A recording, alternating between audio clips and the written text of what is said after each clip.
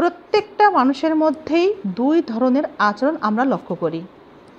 এটা negative positive দুই ধরনের চিন্তা থেকেই এই দুই ধরনের ব্যবহার মানুষ করে থাকে মানুষের সাথে। কিছু মানুষ তার নিজের প্রয়োজনে সম্মানের কথা চিন্তা করে সবসময় পজিটিভ চিন্তা এবং পজিটিভ ভাবনার আলোকেই অন্যের সাথে ব্যবহার করে, ভালো আচরণ করে। আবার অনেকেই আছে নেগেটিভ পজিটিভ দুটো বিষয়ে তাদের মধ্যে কাজ করতে থাকে। তখন তারা নিজেদের স্বার্থের কথা চিন্তা করে কখনো মানুষের সাথে ভালো ব্যবহার করে, কখনো বা মানুষের সাথে খারাপ ব্যবহার করে। আমাদের মনে রাখা উচিত আমরা কখনোই অন্যের আচরণকে নিয়ন্ত্রণ করতে পারি না, কোনোভাবেই না, কিন্তু নিজের আচরণটা কিন্তু আমরা নিয়ন্ত্রণ করার ক্ষমতা রাখি। তাই আমাদের যে কোনো সম্পর্ককে টিকিয়ে রাখতে হলে নিজের আচরণকে আমরা নিয়ন্ত্রণ করে থাকি, আর সেটাই করা উচিত। যখন আমরা নিজের আচরণকে নিয়ন্ত্রণ করতে পারবো তখন অটোমেটিক অন্যের বা সামনের মানুষের উপরে আমাদের রাগ কিন্তু আমরা নিয়ন্ত্রণ করতে পারি। আমাদের জীবনে বড় হওয়ার জন্যে বা সফলতা অর্জনের জন্যে এই দুই ধরনের মানুষই কিন্তু প্রত্যক্ষ বা পরোক্ষভাবে আমাদেরকে সহযোগিতা করে থাকে। তারা আমাদেরকে বড় হতে উৎসাহিত করে, বিভিন্নভাবে সহযোগিতা করে। তাই এই দুই ধরনের মানুষের উপরই আমাদের কৃতজ্ঞ থাকা উচিত।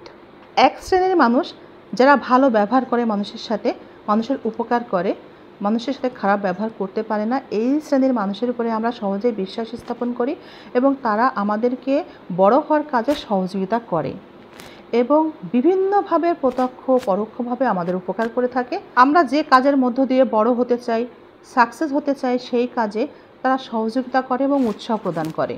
কাজটি যেন আমরা সাহসের সাথে নির্ভয়ে করতে পারি সেই সাহস কিন্তু তারা যোগায়, উৎসাহ যোগায়। এই মানুষগুলোর প্রতি আমরা অবশ্যই কৃতজ্ঞতা প্রকাশ করব।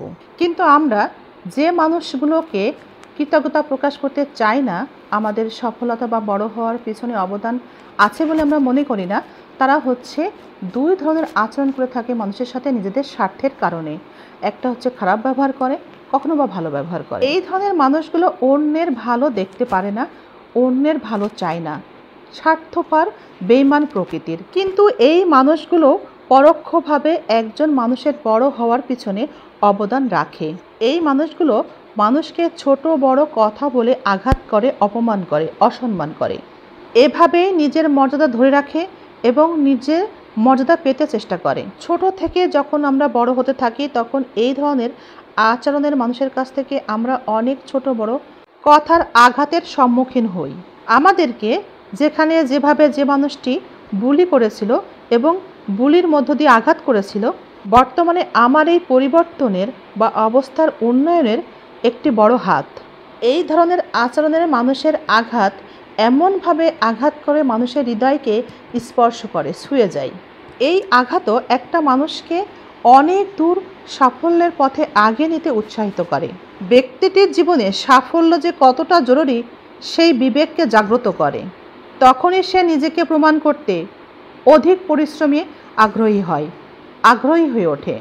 পরিশ্রম শেষে সফল হওয়ার পর সে মনে করে তার আঘাতই তাকে এত দূর আগিয়ে আনতে সম্ভব করেছে।